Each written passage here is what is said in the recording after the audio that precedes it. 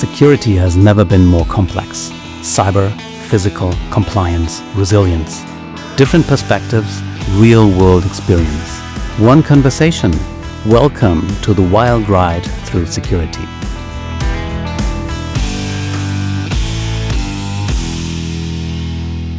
Bonjour à tous. Today's guest is Arthur Langlois, Strategic Affairs Unit Coordinator in the Peace, Stability and Security Department at Expertise France, the French public agency for international technical cooperation. He works at the crossroads of policy, strategy and implementation, helping to shape projects that address global threat and support peace and stability in fragile regions around the globe. Welcome, Arthur. Thanks to you for inviting me. I'm very happy to be here. So good to having you. When someone asks you what you do at Expertise France, how do you explain your job in one or two sentences? It's difficult because we do at the same time many things. But what I'd like to say is that we find solutions because we go to countries that have needs, sometimes that have deep threats, that are blocked with something, that find desperately help for solutions. So we find solutions through projects. And your agency is actually at. You just told me you have brothers and sisters in the European Union, so you're not completely on your own. And of course not. We have what we call a practitioners network, which are implementing agencies from all over the European Union. So we have our cousins in Germany, the GIZ, big players. We have also some colleagues from Sweden, from Poland, from Italy, Spain. They have their own implementing agencies, cooperation agencies with their own agenda, but sometimes we meet and we go together, of course, because the European Union likes to have this multi-country approach.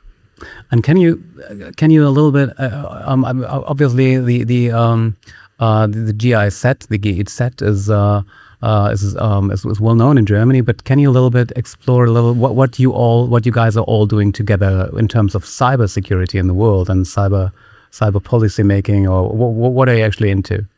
So let's try to start from the beginning.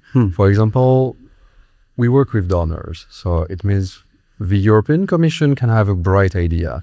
They can go to a country, go to a region and say, okay, we want to help, we want to promote the European Union, our solutions, our vision also of a world, of the threats that are in the world. And they can tend to provide also financial support. So it can be concretized into projects. The European Union will ask, okay, could you help Africa globally to make them transition to a safer digital transformation, to e-governance, e-payments, and also cybersecurity, because it goes together. So we can have bright ideas, and we come here with our cousins, with our partners, to help them implement, because it's a tough work to work, for example, on an envelope of 100 million euros for Africa with 57 countries.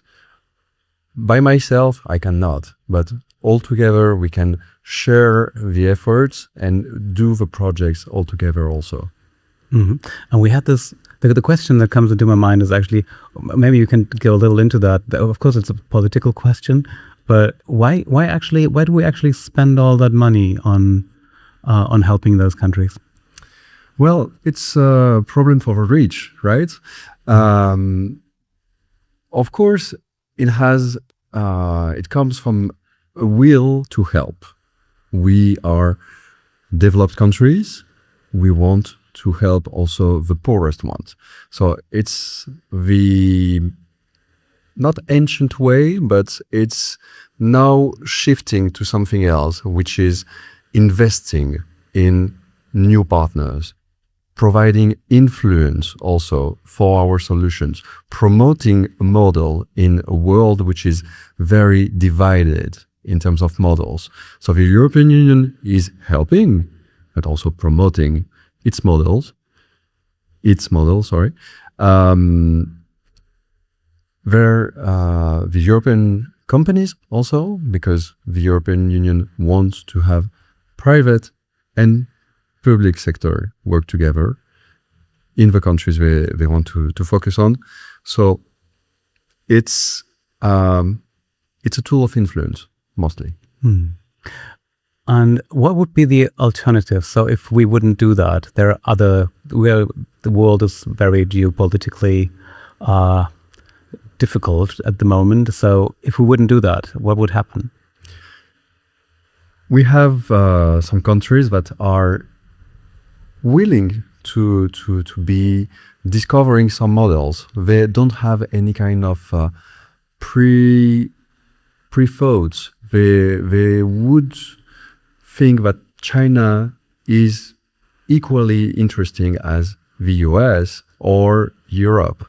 So they want to understand what are the models, and they need to understand this complex model of European Union. Why do you have so much regulations? Why do you protect so much? Why do you think personal data protection is important? Because the other ones, they think differently, and they promote a different kind of model, and they just want to be convinced by one, because there are developed countries that are in development. They want to shape sometime their country, and to shape it, they want to know better what's known outside of their countries. So it's a very strong battle, because we have big players, of course, especially on cybersecurity, because the models are very different. They are antagonists, in fact. So if we do not do that, it's a fight we won't have, because we won't be part of a fight. And when you say the models are so different, particularly in cybersecurity, what exactly do you mean? I mean, in the US, they have a quite, it's just what's useful and what can we leverage on? How can we make businesses grow? That's one of the major, it's the economy and first in many instances. China, I'm actually not really, I don't have a clue of their specific agenda, but I don't think it's a good one.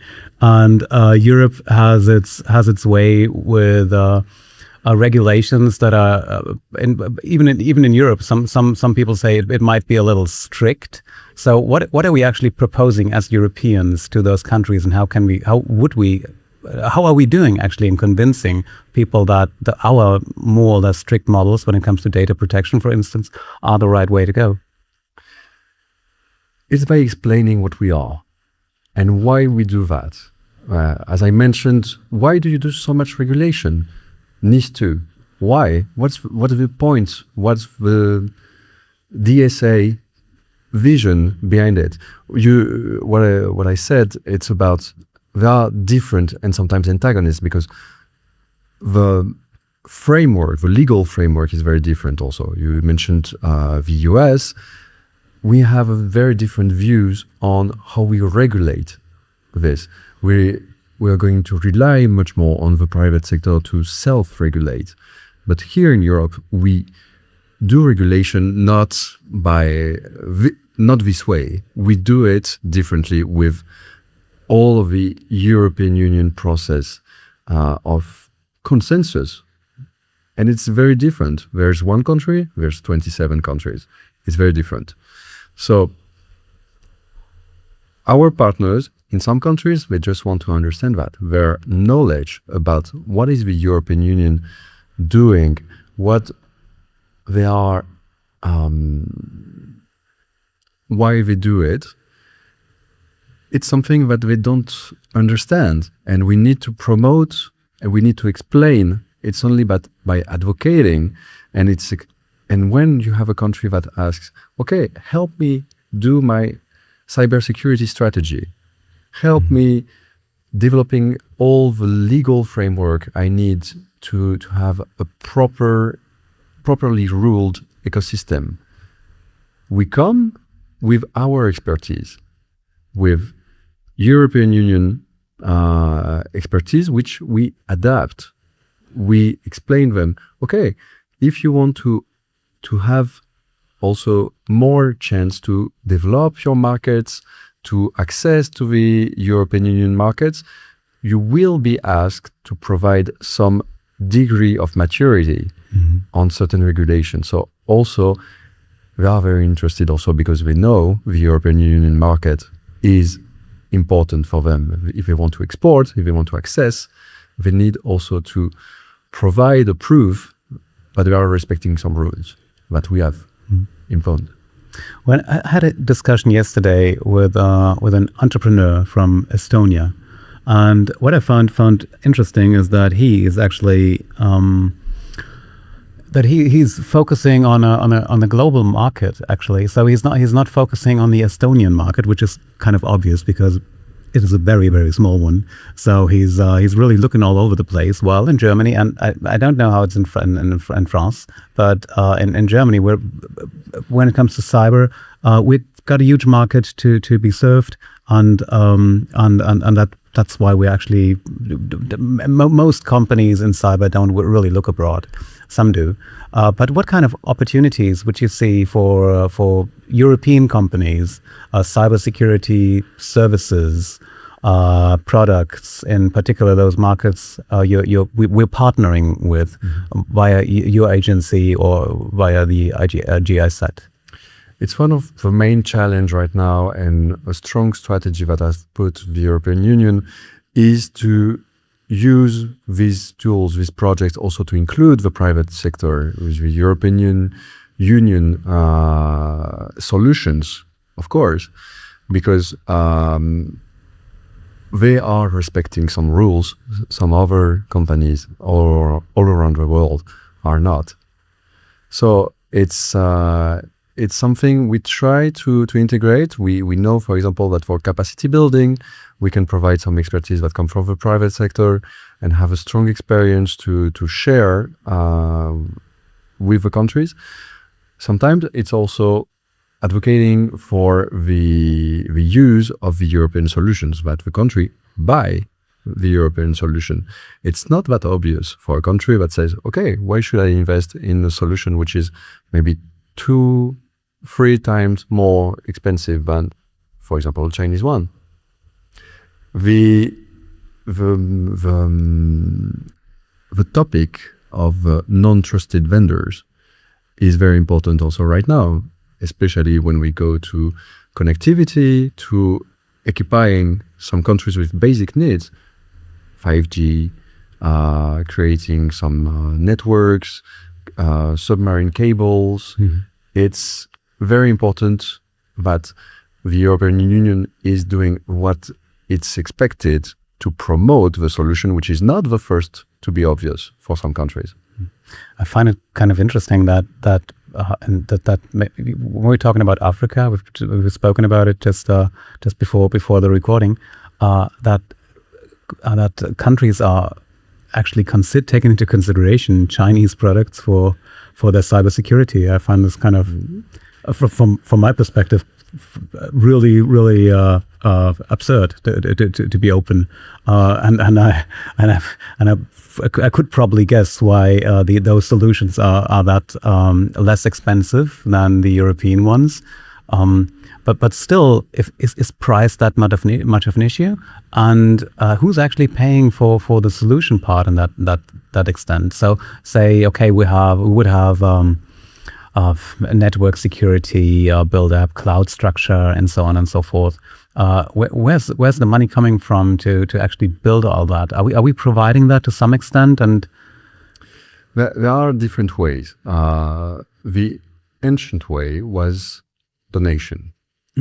We give you some money, you will buy it, or we give it to you. We give the solution, and you integrate it. It's not the best one, because if it comes as a standalone, it's just they will receive it, but they don't know how to use it. Yeah, it needs to be packaged, So now it's more on loans.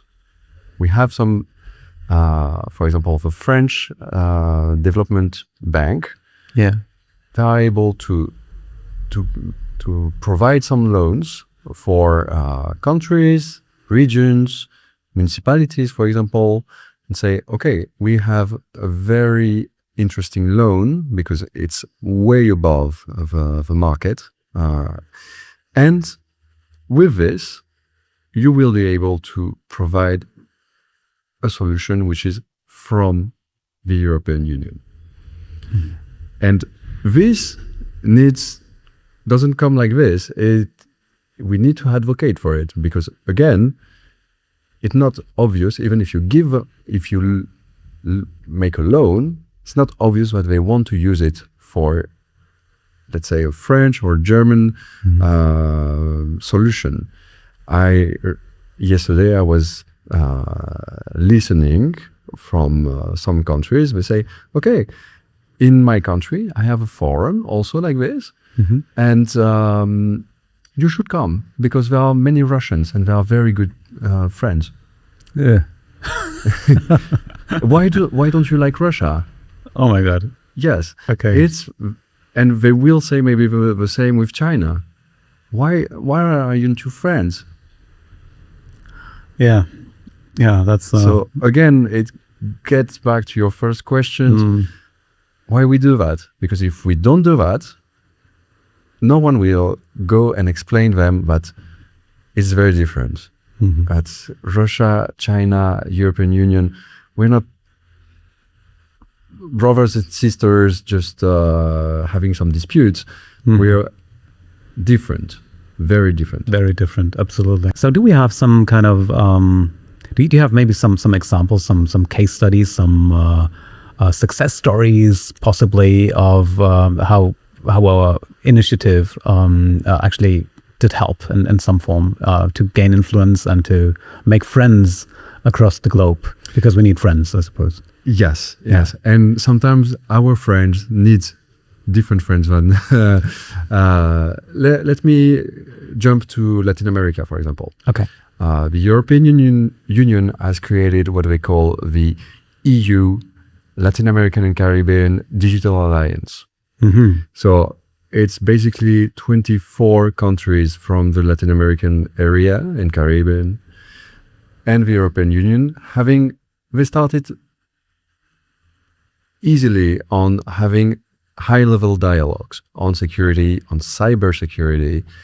They want to influence decision makers in these countries to promote, again, what is the European Union vision on cybersecurity, because they have some strong partners on the same continent, which are competitors. You have China also very much interested by the Latin American area. Yeah. So it goes like this.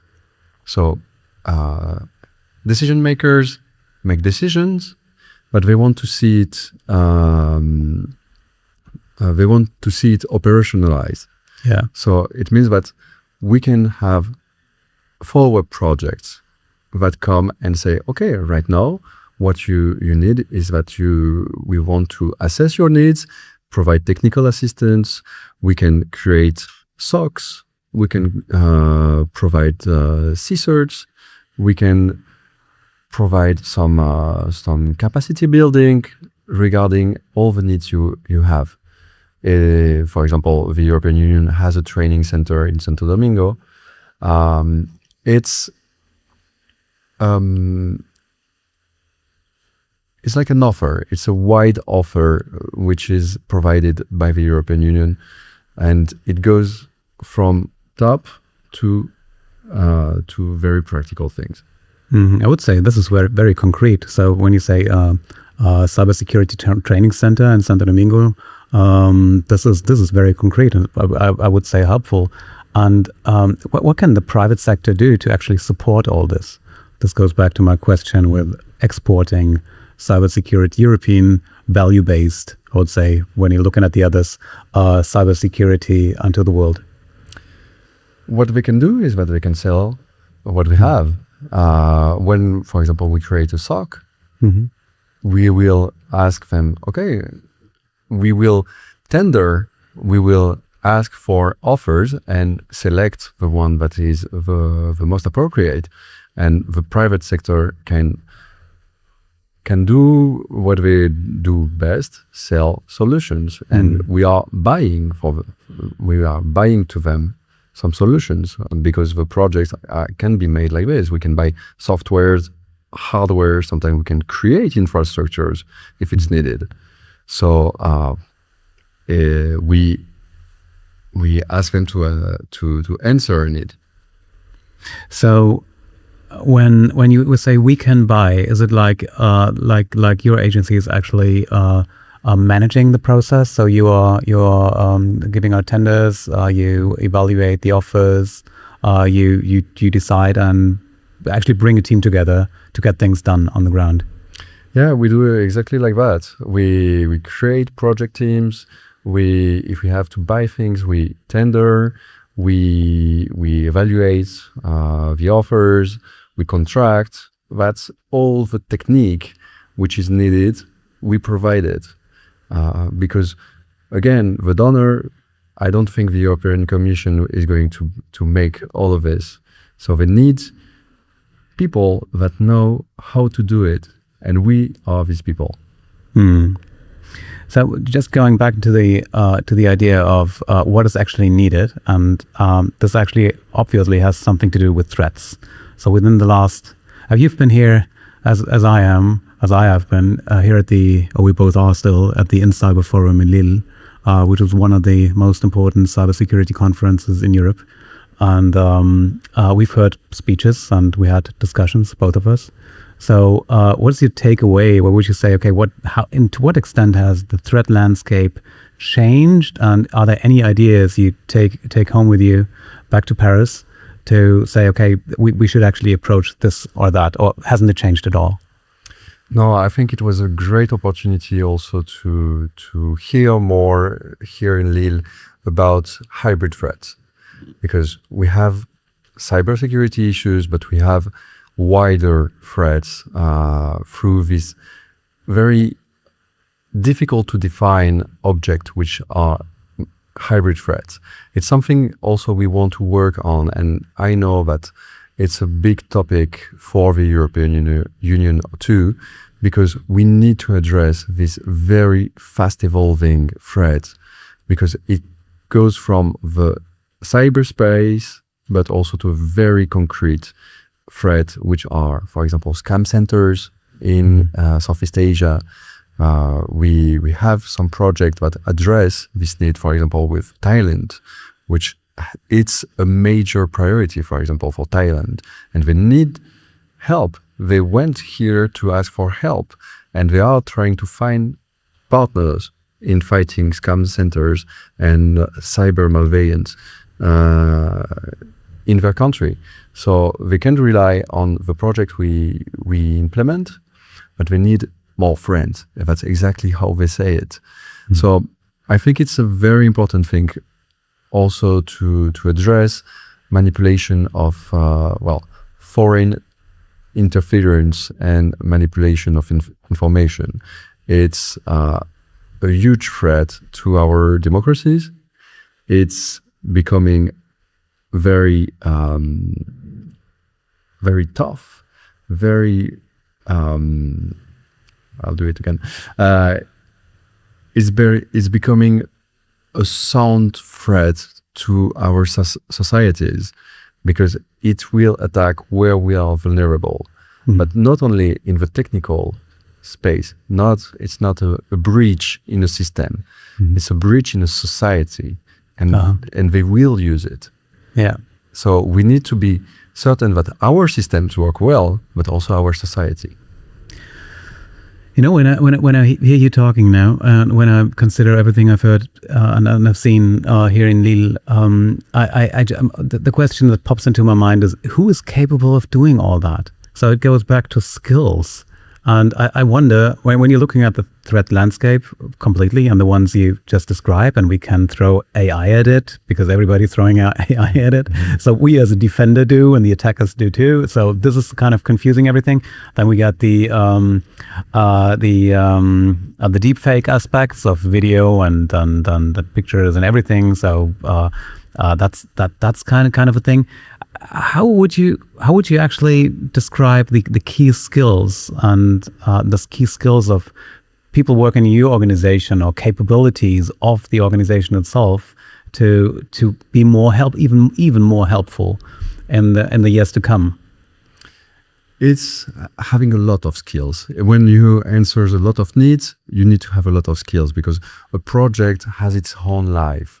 So we need to recruit, we need to contract, we need to buy, we need to send people in many places we would not know. We need to connect with our beneficiaries. We need to understand them. We need to talk the same language. So we need to find the right persons. I think the core of what we do, and it's why it's called expertise France, is to find the right expertise to answer the problem that someone faces. And I think it's our main challenge is to be able to understand what our partners want, what they need, because sometimes they don't even understand what are their needs. And we need to help them in that, and then to provide them with the expertise they need. And it's connecting this, which is the core of our activity. That's a beautiful final word. Thank you. That's a beautiful final word. So thank you so much, Arthur. This has been a really, really good conversation. Actually, one of the best I had here these days. And what are you going to do with the rest of the day? Are you going to head back to Paris right away, or will you have a couple of more meetings or a glass of wine somewhere in Lille, which has a beautiful, I wouldn't say downtown, but a little centre-ville style. What's your plan for the rest of the day? I will try to sum up the forum a bit on my personal side. So maybe walk a bit in this beautiful forum. Try to connect also with my teams and to congratulate also them. It's important when we finish something very beautiful. And then I will go back to Paris very freely and to have some rest. All right, then have a great day and safe travels back to Paris. Thank you so much for the invitation. Thank you for being here.